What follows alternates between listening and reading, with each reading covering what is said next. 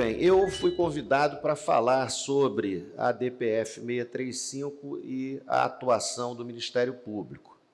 Aqui creio que vale a pena rememorar o início desse processo já decidido, num verdadeiro processo estrutural, acórdão já transitado em julgado, denominado de ADPF 635, ou, como preferem alguns, a DPF das favelas.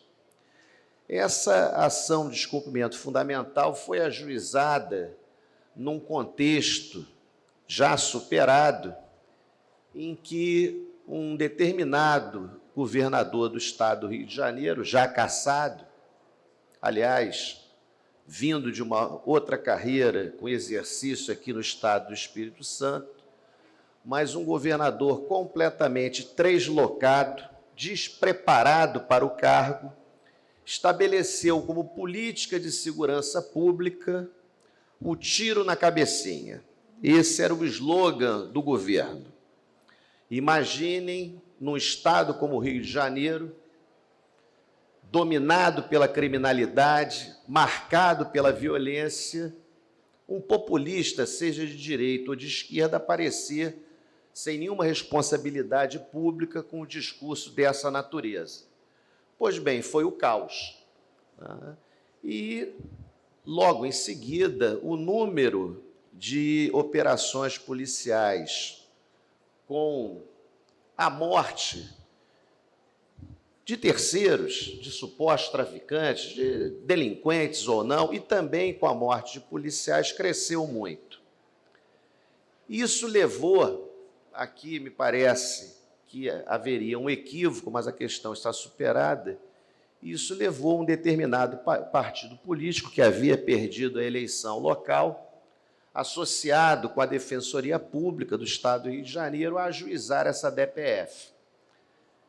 Em um primeiro momento, a liminar concedida pelo ministro Edson Fachin, eu diria até se justificava, como um freio de arrumação, como uma providência a alertar os responsáveis pela segurança pública do Estado do Rio de Janeiro que aquele estado de coisas realmente tinha que cessar, tinha que haver uma revisão daquilo que se considerava uma política de segurança pública.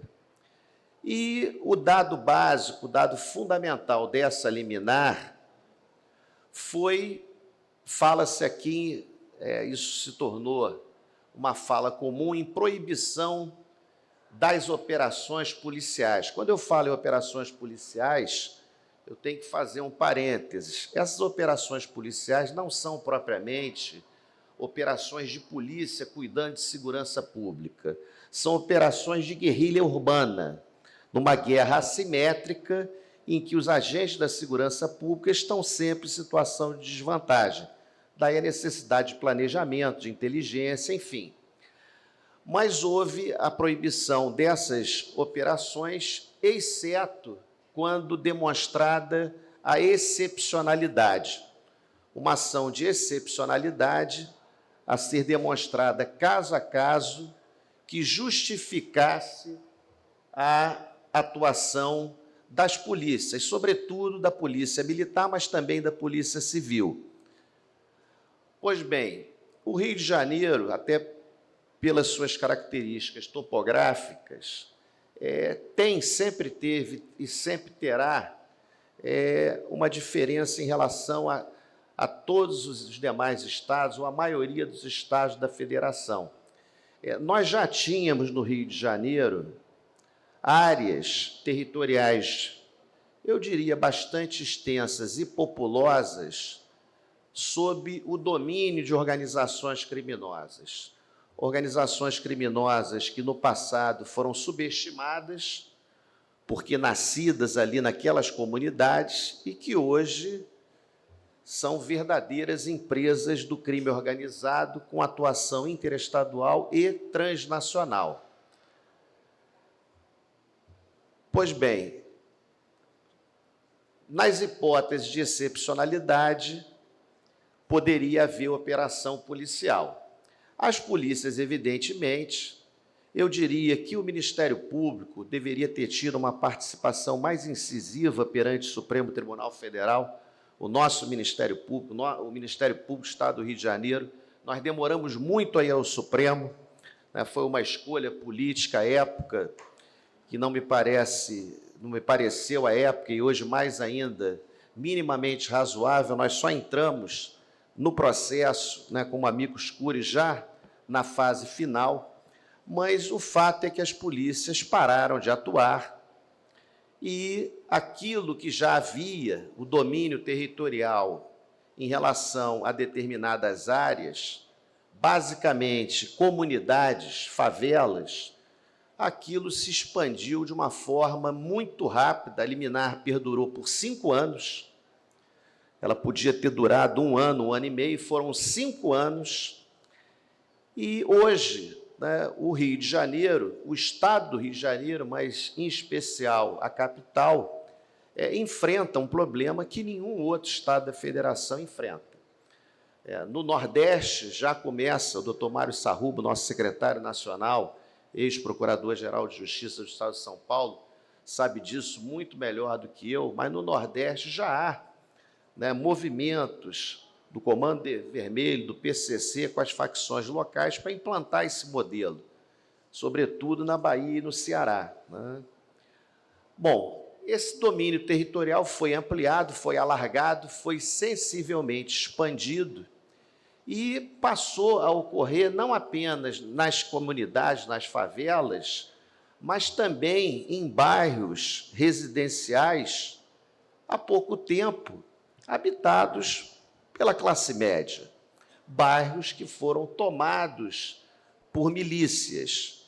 E no Rio de Janeiro, hoje, a milícia, lá no início dos anos 2000, surgiu, primeiro, com o discurso de legítima defesa comunitária. Tudo que é criado à margem da lei tende a se agravar e se tornar atividade perigosa, né, criminosa, perigosíssima. As milícias, lá do início dos anos 2000, eram integradas por policiais civis, policiais militares, policiais penais, alguns militares das Forças Armadas, ativa, reformados.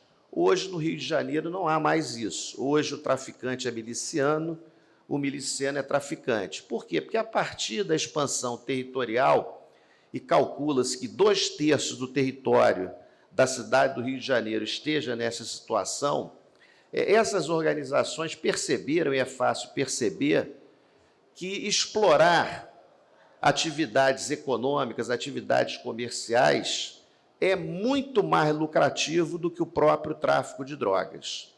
Eu diria que o tráfico de drogas hoje é uma atividade secundária, movimenta muito dinheiro, mas é uma atividade secundária, porque nesses territórios não há livre mercado, não há competitividade, é preço único, não há, por razões óbvias, risco, não há inadimplência. Exploração de atividades comerciais e também, e principalmente, de serviços concedidos pelo Estado.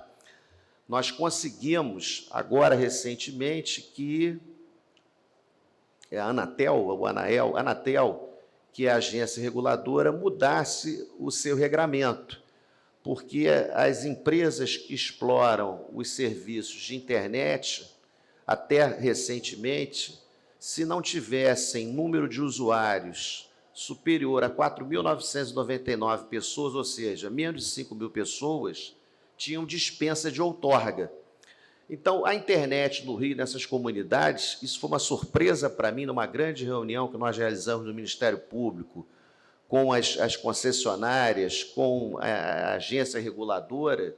Essas empresas, na verdade, são empresas regulares, não são empresas clandestinas. São regulares, mas que exploram, na base do monopólio, uma atividade concedida pelo Estado. Agora houve uma mudança recente e se passou a exigir a outorga e, por conseguinte, a fiscalização. Se vai resolver, nós não sabemos, mas é uma medida inicial, né? Então, o cenário do Rio de Janeiro, e quando eu falo de ADPF 635, eu falo do Rio de Janeiro, porque a ADPF 635 refere-se ao Estado do Rio de Janeiro, né? Mas eu tenho dito, tenho alertado, quando falo sobre esse tema, que o que o Supremo decidiu na DPF 635 certamente valerá para outros estados se a situação se aproximar da situação que o Rio vivenciou. Bom, agora, né, há menos de, acredito que uns 4, 5 meses, o tempo está passando muito rápido, eu perco um pouco a noção do tempo, mas o Supremo decidiu, e foi uma decisão, ao que eu saiba, não havia precedente no Brasil, uma decisão per curiam, ou seja, não houve voto individual dos ministros. Os ministros chegaram a um consenso. E aquilo que estava na liminar foi radicalmente modificado. Foi radicalmente modificado e, na minha ótica, modificado para muito melhor. A jurisprudência de uma corte constitucional, evidentemente, tem que ter uma base teórica muito sólida, mas ela não pode se afastar da realidade, não pode ser uma jurisprudência do dever ser, né? Há uma realidade fática, uma tragédia que não poderia ser desconsiderada. E nessa decisão, primeiro, o Supremo, invertendo o que havia sido decidido na liminar, passou a considerar que hoje, no Estado do Rio de Janeiro, o que antes era excepcionalidade é a regra, é o dia a dia, tornando dispensável a justificativa por escrito dessas operações policiais. As polícias voltaram a poder agir com mais liberdade.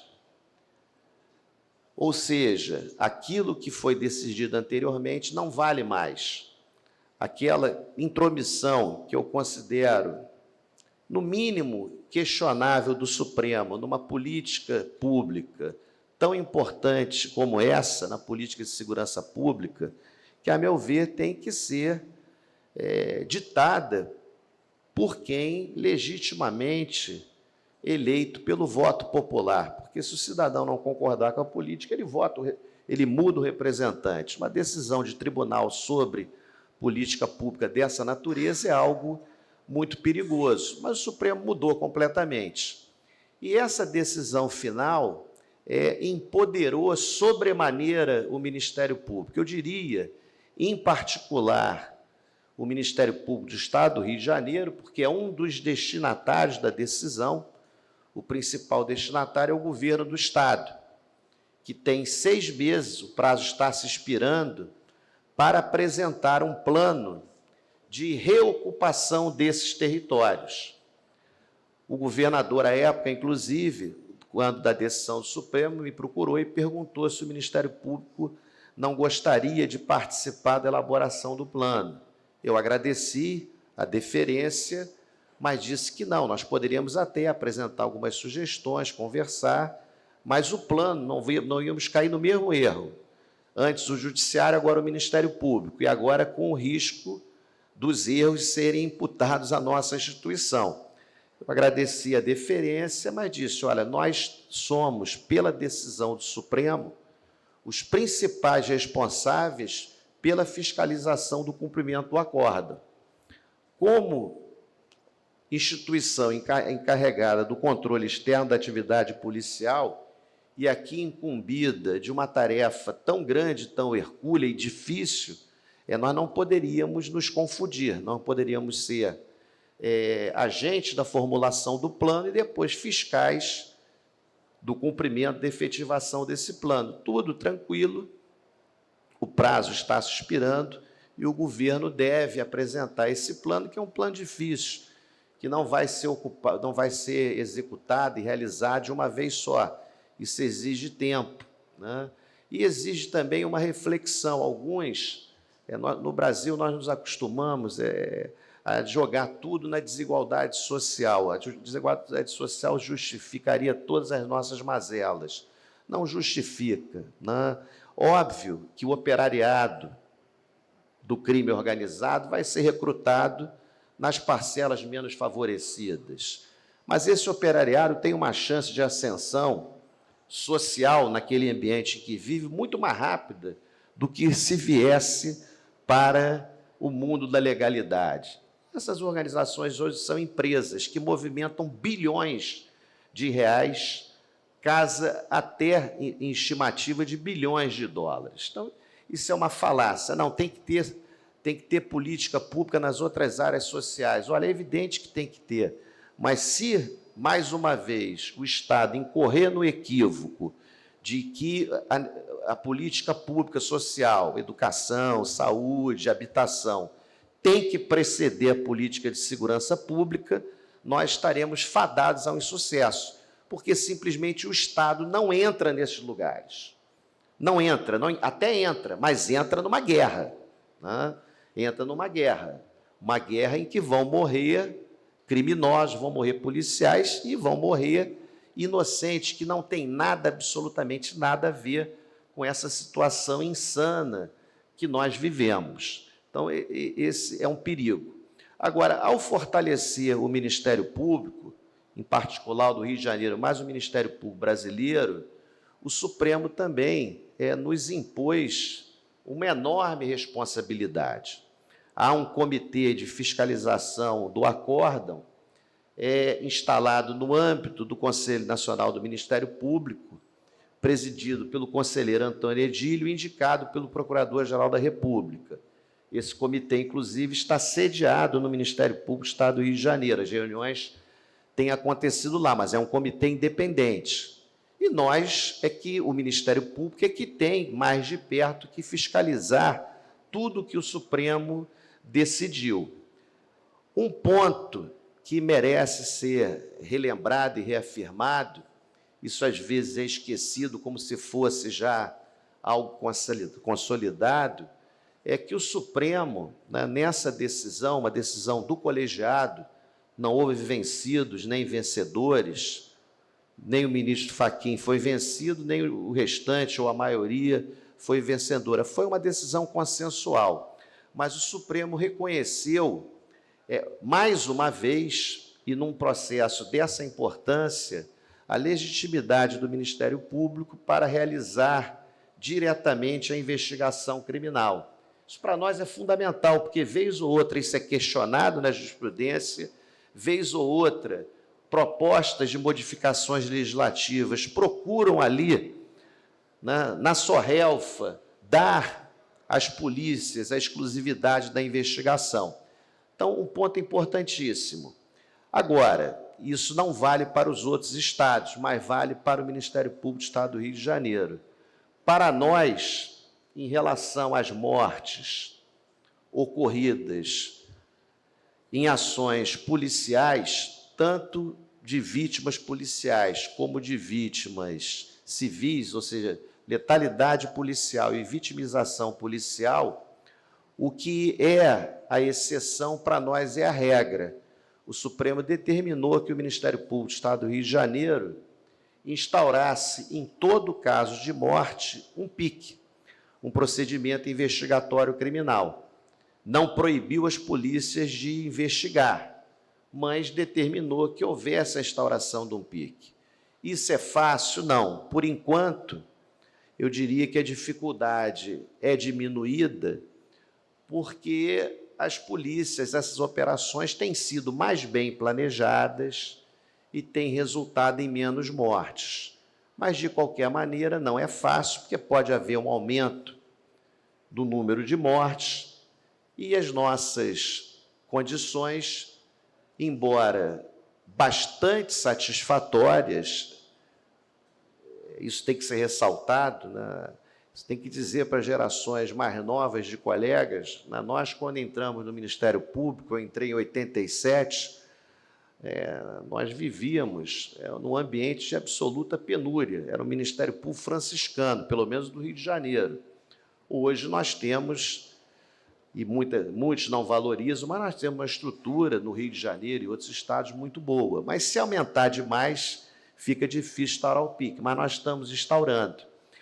Em outros estados, pela Resolução 310 do Conselho Nacional do Ministério Público, agora de abril de 25, uma resolução importantíssima, essa investigação ela será realizada a critério do Ministério Público, né? Ou seja, não há obrigatoriedade de instauração de procedimento sempre que houver morte em operação policial.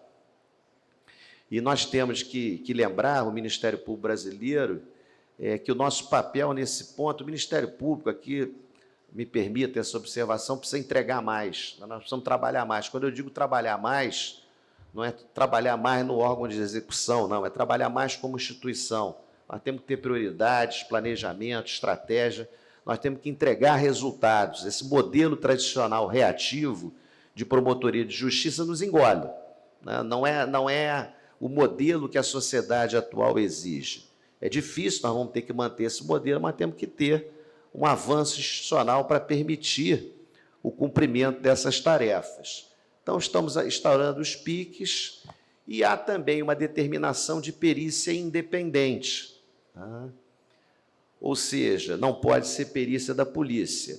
Aqui eu me afastei um pouquinho, relembrar também que o Brasil tem sido sistematicamente condenado pela Corte Interamericana de Direitos Humanos por falha no dever de investigar, por não estar investigando satisfatoriamente. Uma dessas condenações é no caso da favela Nova Brasília. Eu me recordo bem desse caso, foi em 95, começou tudo errado, tinha que acabar tudo errado. Condenação recente. E a Corte Interamericana também diz que a perícia tem que ser independente. A investigação independente, nós entendemos que é do Ministério Público, é perícia independente. O Supremo diz que a investigação é do Ministério Público e exige uma perícia independente, ou seja, perícia feita por um órgão que não esteja vinculado às polícias. No Rio, nós estamos entendendo isso, aí é muito mais difícil, como uma possibilidade de o Ministério Público também indicar peritos para realizar essa perícia independente. Então, nós temos lá um grupo de apoio técnico chamado GAT, temos a CSI, tínhamos até recentemente 3 peritos, né, 2 legistas e um outro de criminalística em geral. Conseguimos agora, em transformação de cargos, nós não podemos criar cargos, nós estamos em regime de recuperação fiscal, contratar mais 2 peritos. E adquirimos um scanner de última geração que facilita muito na necropsia, na autópsia. Tivemos agora o emprego dessa tecnologia no caso daquele rapaz que foi morto, né, por uma ação desastrosa do BOPE, que é um batalhão de elite, um batalhão de uma qualidade excepcional, mas que ali realmente fez uma operação reconhecida por todos como desastrosa, né? O rapaz foi morto e agora, nessa perícia, logo depois do crime, foi utilizado esse scanner. E o outro ponto que o Supremo nos impôs, mas aí considerada a possibilidade, é a presença no local do crime. Eu venho de uma outra geração, de um outro tempo, né? Lá no início dos anos 90, nós instauramos no Rio de Janeiro, mais precisamente em 91, as centrais de inquérito, as promotorias de investigação penal. Hoje, essas promotorias estão engolidas pelo volume excessivo de inquéritos, mas, na época, era possível fazer investigações mais satisfatórias, investigação direta. Esses casos do jogo do bicho, por exemplo, foram todos feitos lá. Hoje é muito difícil, né?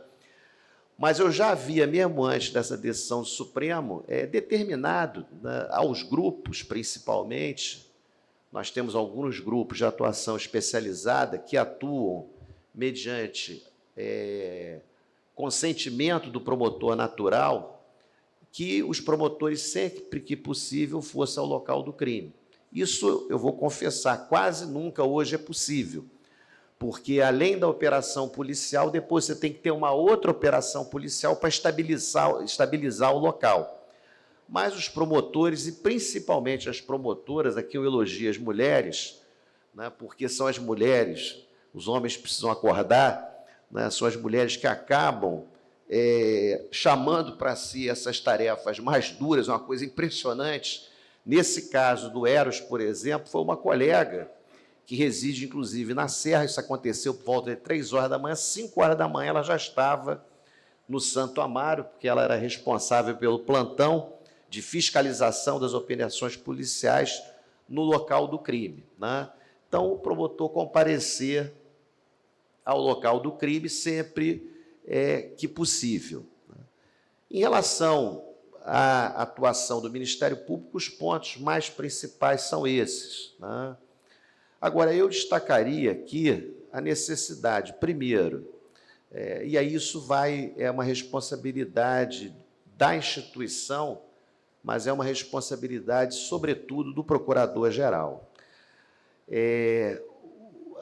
Eu creio, e a gente tem visto isso no Colégio Nacional, no Conselho Nacional de Procuradores Gerais, que o modelo de procurador-geral hoje ele tem que sair um pouco do aspecto puramente corporativista e se envolver com a atividade fim, sob pena de nós perdermos espaço. Se alguém ainda acredita em avanço institucional, às vezes eu visito aos colegas, mas quando é que nós vamos avançar?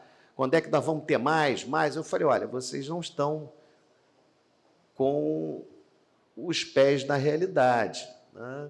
O Ministério, se há alguma coisa que une o radicalismo político hoje, é o desejo de diminuir as instituições da justiça, o judiciário até o 2º grau e o Ministério Público como um todo. Então, a nossa situação é muito difícil. E outras instituições, na nossa reunião do Conselho Nacional de Procuradores Gerais, ontem o Procurador-Geral fez essa observação. Agora, uma determinada instituição está fazendo o que nós fizemos lá atrás. Não, essa determinada instituição não está fazendo o que nós fizemos lá atrás, porque nós ampliamos as nossas atribuições ocupando espaços vazios, espaços em que ninguém atuava, sobretudo na tutela coletiva na sua mais ampla dimensão. Agora é diferente.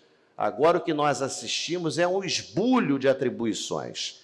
É uma instituição querendo ocupar espaços já ocupados, espaços institucionais que são nossos, né?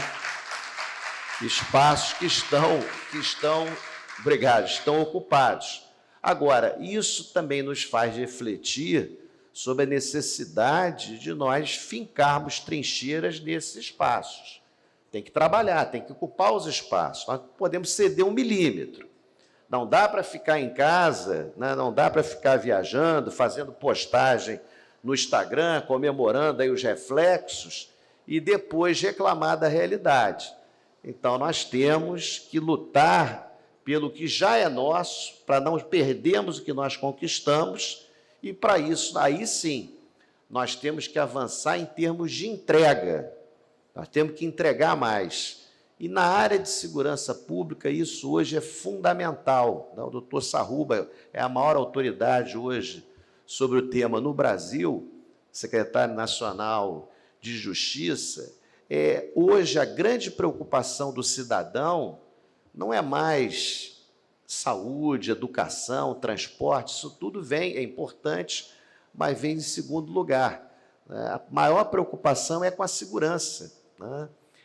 E se nós fizermos aí um mínimo de exercício de raciocínio, o Estado, a concepção moderna de Estado contratualista, surgiu justamente para garantir a segurança. A primeira função do Estado, né, proteger os direitos individuais, proteger o indivíduo. O resto veio depois, né, os direitos sociais, direitos civis, direitos políticos, tudo isso veio depois. E o Estado brasileiro não é a realidade, eu diria, de todos os estados da federação, nem todos se encontram na situação em que alguns estão, mas, na média, o Estado tem falhado. Isso não é, evidentemente, óbvio, nós não podemos ter a veleidade, a ingenuidade de achar, quixotescamente, que o Ministério Público vai resolver tudo. Isso exige união, estados, municípios, sociedade, exige articulação, exige política de Estado e não política de governo, exige continuidade. Isso todo mundo sabe. Eu creio que os remédios são conhecidos, é preciso ter vontade de ministrá-los. Agora, o Ministério Público tem que participar. O Ministério Público não pode ficar olhando as coisas acontecerem e, quando tudo está para explodir, né, se preocupar. Nós vamos ter, eu tenho falado muito, nós vamos ter um outro problema, não sei aqui no Espírito Santo, mas é um problema nacional no Rio de Janeiro, isso seria uma catástrofe. Nós temos uma outra decisão do Supremo, processo estrutural, pena justa. No Rio de Janeiro, se nós temos 3 anos, os governos têm 3 anos para se adequar. No Rio de Janeiro, se nada for feito, se o prazo final fosse hoje, nós teríamos que pôr em liberdade 18 mil presos, porque o nosso excedente é de 18 mil presos, de uma hora para outra. Isso vai ser pior do que a DPF 635. Né? Então, nós temos que, dentro do nosso espaço de atribuições, agir. No Rio de Janeiro, em relação ao pena justa, os colegas dizem, mas eu não gosto, é um absurdo. Não adianta você gostar ou não gostar, existe uma realidade posta. No Rio de Janeiro, nós tivemos com o governador tem dinheiro, tem programa, né, tem projetos para abertura de novas unidades prisionais, criação de vagas, tanto no sistema prisional como no sistema socioeducativo, e enfrenta o problema de não conseguir lugar para instalar essas unidades, porque as prefeituras brigam, se recusam terminantemente. Nós chegamos ao ponto, foi quase que combinado, de ajuizar uma ação civil pública em face do governo para obrigá-lo, porque o governador se sentiu confortável. Não, se vier a determinação, eu indico o município tem que aceitar. O quadro é muito ruim. Né? No Rio de Janeiro, o pena justa ele já é aplicado em relação às medidas socioeducativas há algum tempo no Rio de Janeiro. E há algo que nos impressiona muito, e é uma realidade muito perversa. E algumas instituições, especificamente essa instituição, ainda briga para não haver mais vagas, ainda briga pela liberdade geral. Nós estamos percebendo, e contratamos, inclusive, um estudo pela nossa escola de governo, o pesquisador de Harvard vai coordenar os trabalhos, nós estamos percebendo que o número de apreensão de adolescentes diminuiu significativamente. Óbvio, porque a polícia apreende, lavra-se lá o aiá, e no dia seguinte o sujeito não tem vaga, não tem internação provisória, não tem nada. Né? Isso é uma realidade muito perversa. E nós estamos percebendo, é uma percepção ainda muito incipiente, que muitos desses adolescentes já estão mortos. Né? Porque voltaram para aquele ambiente, continuaram naquelas atividades, a sobrevida ali é muito baixa, para a soldadesca é muito baixa, eles morrem entre eles, morrem com a polícia, e essa é uma falha do Estado. Né?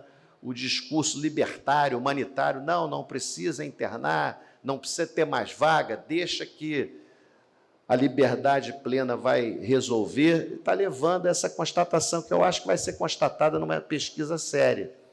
Número de reincidentes enorme e o número dos desaparecidos. No Rio nós temos outro problema, que são os desaparecidos, porque nessas comunidades os cadáveres não aparecem, né?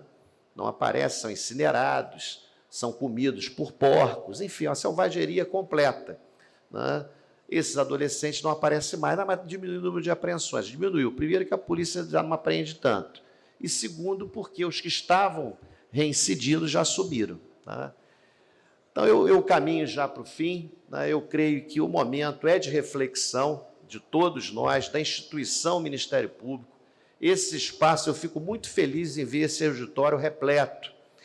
Nós temos tido muita dificuldade nas atividades culturais de reunir um número expressivo de colegas.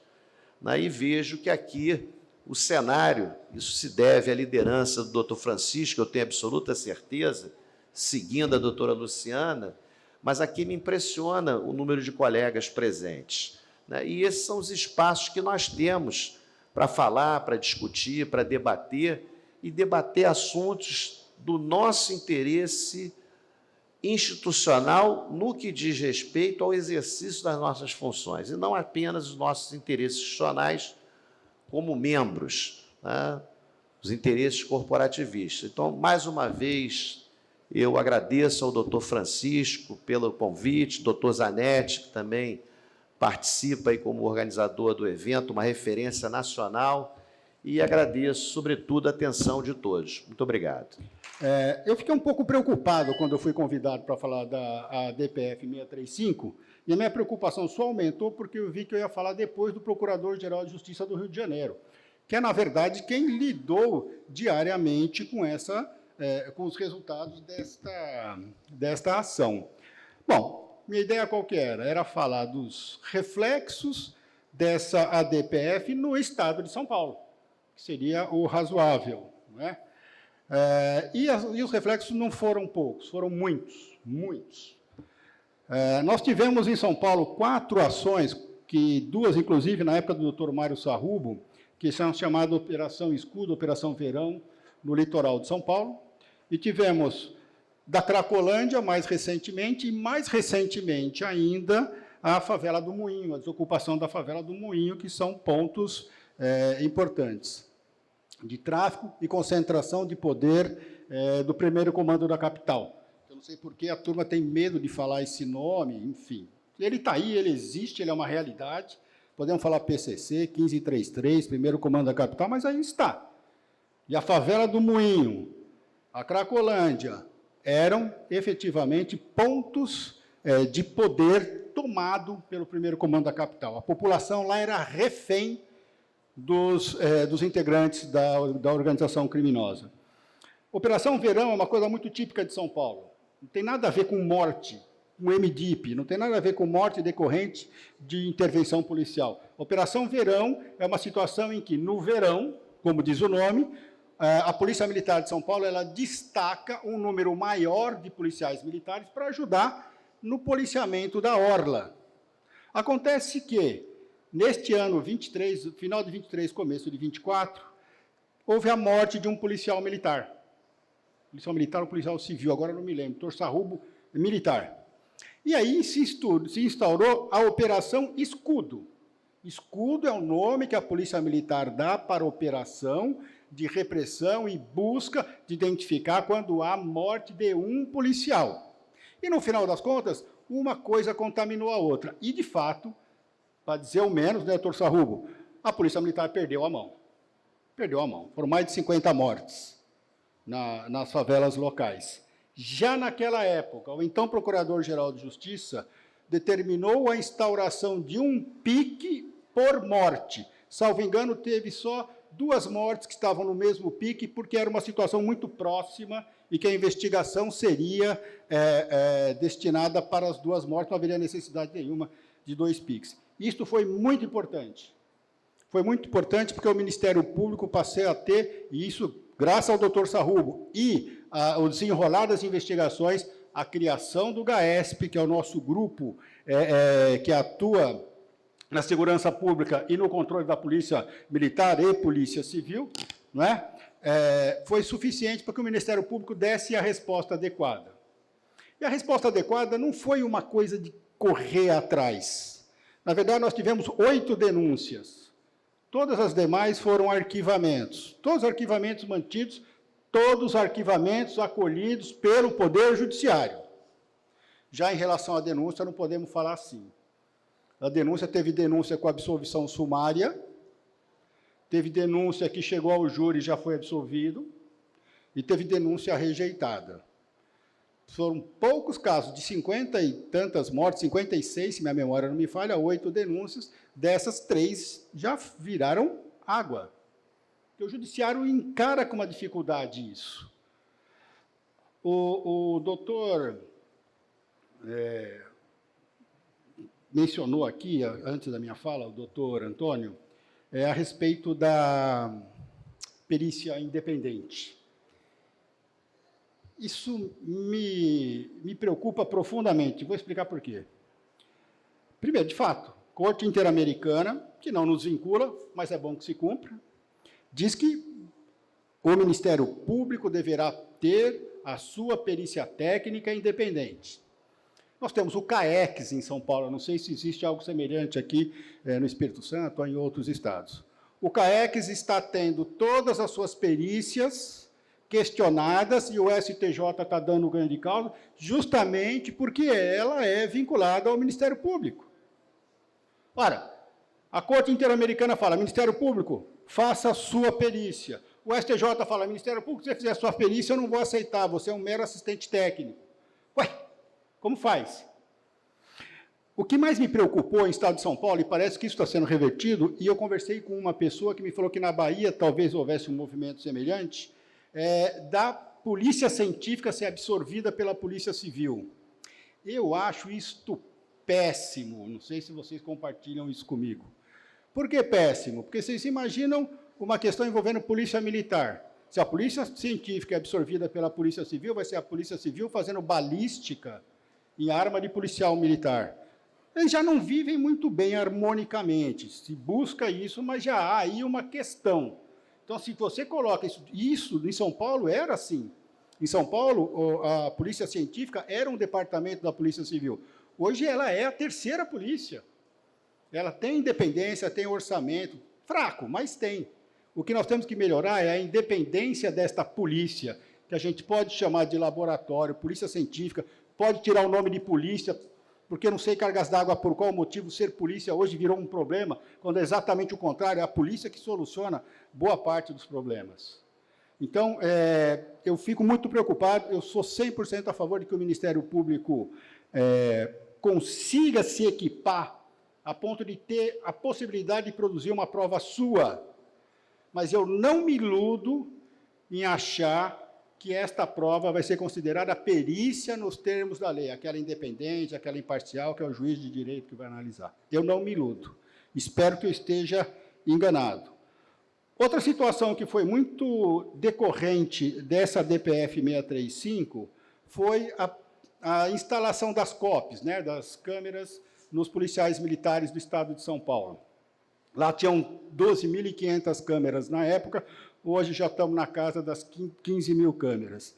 Houve uma ação da Defensoria Pública, junto com uma outra organização não governamental, cujo nome não me lembro, no sentido de que as câmeras que tenham a gravação em período integral fossem mantidas. Por que isso? Porque houve uma licitação recente e houve uma troca de sistema para que as gravações não fossem ininterruptas, porém, ou acionada pelo próprio policial militar, ou acionada de uma outra maneira, independentemente de sua vontade. Por proximidade via Bluetooth, por acionamento no Copom, enfim, um grande número de possibilidades. Por que isso? As câmeras com gravação ininterrupta, 97% das imagens eram descartadas. 97%, ficavam 3%. Para eu ter isso arquivado na mão do privado, que era quem tinha ganhado a primeira licitação, a Polícia Militar gastava 52% do seu orçamento de comunicação. Ou seja, ela gastava 52% do seu orçamento para jogar fora 97% do que ela produziu. Aí fomos fazer uma pesquisa mundial, pelo menos nos países que a gente tem acesso, o país ocidental. Nenhum país do mundo faz isso. Nenhum, zero, não achamos nenhum. Porque também não parte da premissa que o policial é o mau servidor público. Nós temos com que nos preocupar. O que a Secretaria de Segurança Pública fez? E aí, a partir daí, o Ministério Público passou a acompanhar de perto. Porque a Defensoria Pública entrou com essa ação, isso foi avocado no Supremo Tribunal Federal, por o nosso ex-ministro, pelo nosso ainda ministro, ex-presidente do Supremo Tribunal Federal, e o Ministério Público se habilitou como amicus curiae e começou a acompanhar. Doutor Antônio, a presença do Ministério Público nas reuniões foi fundamental para se chegar ao bom termo. Hoje houve um acordo, isso foi homologado pelo Supremo Tribunal Federal, nós somos os verdadeiros acompanhantes da execução deste acordo. É importante que se diga, e se falou aqui em espaço, e com razão e preocupação absolutamente procedente, que a Defensoria Pública ganhou um status que não tinha. Ela passou a querer ter acesso a todas as imagens produzidas pela Polícia Militar, independentemente dela estar atuando neste ou naquele caso. Era o ofício, falou, me mande todas. Eu vou fazer o que com isso?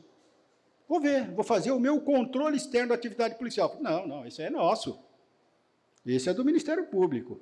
Então, ficou acertado o quê? Que a Defensoria Pública poderia solicitar as imagens, desde que dentro das suas atividades. Então, isso foi um avanço muito grande. Quando a gente assumiu, quando o Dr. Paulo Sérgio assumiu a Procuradoria-Geral, em sequência ao Dr. Mário Sarrubo, a questão das COPs dominou o assunto. Nós fizemos uma reunião, o Dr. Sarrubo esteve lá, Dr. Derrite, o secretário de Segurança Pública, colocamos todos os promotores que, de uma maneira ou de outra, tinham interesse nesse assunto, inclusive os promotores da Justiça Militar, para discutir exatamente isso, o novo projeto, essa nova forma da câmera corporal. Porque a Secretaria do Dr. Sarrubo baixou uma resolução, acho que o normativo era esse, e essa licitação se encaixava nessa resolução.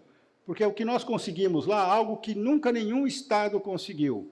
Hoje, o Ministério Público de São Paulo, ele atua diretamente na elaboração dos POPs, que é justamente aqueles procedimentos operacionais. Então, o Ministério Público está dando palpite, para dizer no coloquial, está dando palpite em como a Polícia Militar vai atuar. Tanta verdade que na Operação Verão seguinte, 24, 25, que é sempre virada de ano, foram 0 mortes decorrentes da Operação Verão, 0. Teve uma morte que não era decorrente da Operação Verão. Eram policiais locais. Então, isso só para dizer como a atuação nossa, neste momento, é fundamental. Lá em São Paulo, nós criamos um grupo, e esse grupo estava criando o protocolo para a investigação de MDIPs. Então, juntamos todos os promotores do júri, promotor da Promotoria Militar, isso está praticamente pronto. Aliás, aconteceu uma coisa muito interessante no avião, quando eu estava vindo para cá, eu estou com o protocolo aqui, ele não está pronto, mas está escrito em letras garrafais, protocolo de investigação de homicídios ocorridos em decorrência ou no contexto de intervenções dos órgãos de segurança pública. Está praticamente pronto, faltam 2 reuniões em São Paulo, e aí o nosso protocolo de investigação vai estar pronto. Só que quando eu ia estudar isso no avião, o Dr. Sarrubo queira adivinhar quem sentou do meu lado? Padre Júlio Lancelotti. Aí, quando eu abri isso daqui, eu falei, não dá para eu ler esse troço, porque ele começou a querer ler o que eu estava, aí eu tive que guardar, né, e parei de ler essa parte, que eu queria fazer um spoilerzinho para vocês, mas, infelizmente, o Padre Júlio não deixou, a culpa é dele, eu não tenho nada com isso. Eu tenho mais algumas coisas muito rapidamente para tratar com os senhores. Eu sei que nós estamos aqui para falar das COPs, mas tem uma experiência muito produtiva em São Paulo, que é o Smart Sampa, da capital, como tem também a rede do Estado inteiro. Mas o Smart Sampa ele tem se mostrado tremendamente eficiente, que é aquele programa de câmeras na cidade, em tudo que é lugar, com convênios com câmeras particulares, câmeras públicas, enfim. Isso tudo junto, aliados às COPs, ao Muralha Paulista, que é um sistema estadual, está nos dando uma margem de trabalho, de informação muito sedimentada, muito sólida, né? A ponto da Defensoria Pública, por seu núcleo de direitos humanos, no Carnaval, ter oficiado ao prefeito para que ele desligasse o Smart Sampa durante a folia, porque a folia, imagino eu, deva ser algum direito fundamental vislumbrado pela Defensoria Pública. Ficou chato, pegou mal, ele ignorou, lógico, esse ofício, coberto de razão, mas isso mostra aí um viés pouco técnico, vamos dizer assim, pelo menos nesse aspecto da Defensoria Pública do Estado de São Paulo, neste aspecto, não a Defensoria quanto instituição. Eu tenho uma outra preocupação, além da DPF 635. Os senhores já devem ter visto a DPF que trata da abordagem. Ela foi proposta agora, final de setembro. Não sei se alguns dos senhores já teve acesso. Eu tenho o número dela anotado em algum lugar aqui, 1264. Anotem esse número, a DPF 1264, promovida pela Rede de Sustentabilidade, agora, final de março, 27 e 28 de março, foi distribuída para o ministro Zanin. O ministro Zanin deu um despacho, ele indeferiu as cautelares, graças a Deus, né? O mote é o seguinte, é o reconhecimento do estado de coisas inconstitucionais em todo o país. Todo o país, não é mais só Rio de Janeiro, não. O Brasil, o doutor Mário Sarrubo, federal, vai ter uma DPF para chamar de sua, porque ele é um dos que vai ter que informar aqui. Todas as procuradorias gerais dos estados já foram notificadas, ou estão em vias, porque o despacho do doutor Zanin é dia 5 de outubro, acho que não deve ter dado tempo de cumprir ainda. Esta é uma ação que o Ministério Público, todos os Ministérios Públicos, inclusive o LUME, recém-criado, uma iniciativa extremamente importante para unir o Ministério Público e ter uma atuação articulada, uma atuação pensada, programada, junto aos tribunais superiores. Porque o mote são as abordagens e revistas supostamente calcadas em racismo. Então, tem lá um monte de pesquisas empíricas e a solução que eles dão é a criação de um cadastro de abordagens. Então, cada abordagem que o policial militar e o policial civil fizer, pela inicial, teria que lavrar um auto de abordagem em 3 vias. É muito pouco burocrático. 3 vias. Uma vai ficar com a pessoa revistada, uma vai para o Ministério Público e a outra vai para a corporação a qual quem fez a revista pertence, Polícia Militar, Polícia Civil, enfim.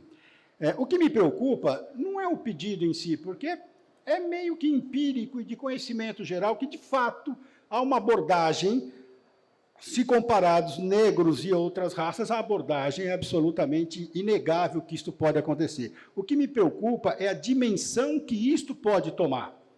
Por isso que eu acho que o Ministério Público tem que estar atento a essa ADPF que acabou de ser criada. Enfim, senhores, eu usei muito pouco do meu tempo, até para que o doutor Mário Sarrubo fale, que todo mundo está aqui para ouvi-lo, não a mim. Vocês vão ver que intimidade é uma coisa complicada. O doutor Mário Sarrubo, quando ele faz a palestra dele, eu estou com azar que eu estou na plateia, ele dá um jeito de, educadamente, me chamar de burro. Porque nós cursamos na mesma faculdade e eu fui o primeiro a entrar em concurso público de todo o ano de 86 do Mackenzie. Aí ele falou assim, quando viu o resultado, se o Ivan entrou, também entro. Né? Intimidade é uma desgraça, viu? Mas, enfim, brincadeiras à parte, gente. Eu me preocupo muito.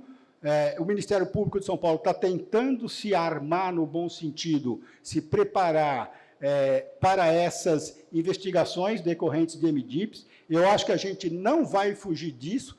O CNMP deixou muito claro, baixou uma resolução nesse sentido. A partir daí que nós estamos fazendo o protocolo para nos orientar nesta tarefa. Estamos em contato com a Polícia Civil. A reunião com o delegado-geral de Polícia Civil foi ontem, foi muito boa. Na terça-feira vamos ter reunião com o Comando-Geral da Polícia Militar e, se tudo der certo, até o final da semana, a nossa resolução está pronta e vai para o Diário Oficial.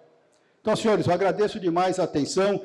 Queria, antes de terminar, agradecer muito na pessoa da Jamile, que foi muito gentil, e todo o staff que ajudou na elaboração disso, nos propiciou chegarmos aqui sem nenhum problema. Muito obrigado. Hein? Merece palmas. Obrigado, senhores. Uma boa tarde para todos. Bem, esse é um tema, para mim, muito importante, porque, coincidentemente, por ocasião do doutorado, eu escrevi um artigo baseado no voto divergente, que liderou a divergência, que foi o voto do ministro Alexandre de Moraes, por ocasião da apreciação da medida cautelar deferida pelo Supremo Tribunal Federal. Esse voto divergente, salvo engano, foi acompanhado também pelo ministro Luiz Fux. E, nesse voto, houve uma série de questionamentos. Um deles me chamou a atenção pela fala do doutor Antônio Campos, que era o risco de descontinuidade das operações policiais que, de fato, em determinado momento, até pela duração do tempo da medida cautelar, isso, de fato, aconteceu. Alguns questionamentos relacionados também um conceito que eu chamo de capacidade institucional, ou seja, se o judiciário, de fato, era autoridade legítima para decidir uma questão dessa natureza, interferir diretamente numa política pública, que é a política pública de segurança.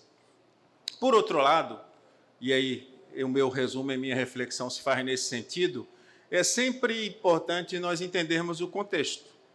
O contexto local, como foi muito bem colocado aqui, era um contexto em que havia uma orientação governamental, no mínimo, que ia de encontro a todo e qualquer princípio civilizatório.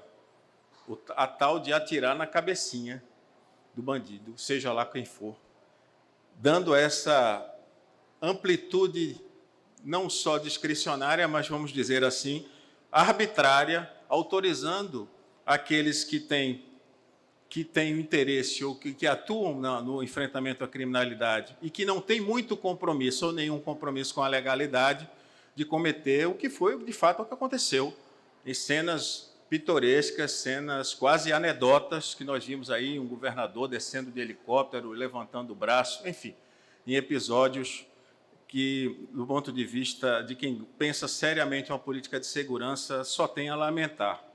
Então, nós temos aí um contexto muito conflituoso entre questionamentos sobre a capacidade institucional, sobre se o judiciário, de fato, é autoridade legítima para a definição de uma política pública, uma intervenção na política pública nesse nível de intervenção, e, por outro lado, um contexto beligerante estimulado pelo poder público. Uma política de enfrentamento, e nós vimos o resultado.